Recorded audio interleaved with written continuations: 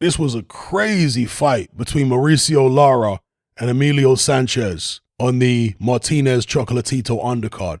Crazy fight. Only lasted for 3 rounds, but both guys were fighting like their lives depended on it. They were fighting as if the penalty for the fight lasting the 12 rounds was death for both.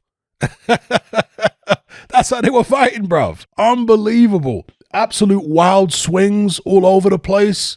Lara often usually fights like that with a lot of wild shots, but here he was even more wild than normal. And him and the opponent, Sanchez, were going hell for leather, hammer and tong right from the get-go. And it was a fight where you felt that Lara was the more talented, that he was the stronger and the harder puncher, but he was fighting so recklessly that he was actually giving his opponent chances that he didn't need to give him.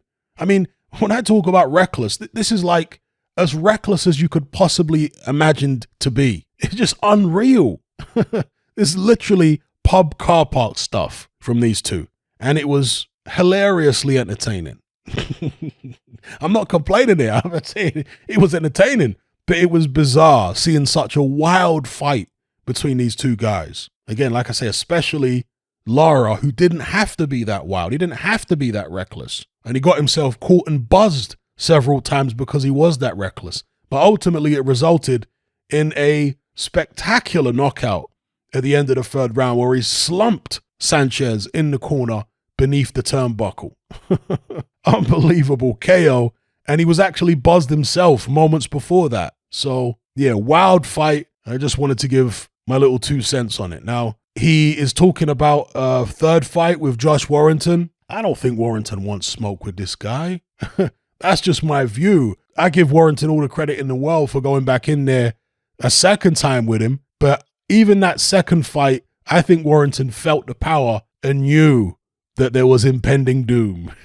That's my interpretation of what happened in that Warrington rematch. I think Warrington knew from quite early on that this could end up just the same way as the 1st fight. So I don't think he's going to be in a rush. Maybe I'm wrong, but I don't think he's going to be in a rush to get back in there with Mauricio Lara again. I think he is probably going to steer clear, and perhaps that's the right thing to do, to be honest with you. Maybe that's the right thing to do. He's obviously got this Martinez rematch anyway, and then after that, we'll see if the Lara fight can happen. But yeah, Lara, a wild guy, that if you don't have power like this opponent had a certain degree of power, then you're going to have serious problems with him because he just keeps coming at you, throwing absolute haymakers.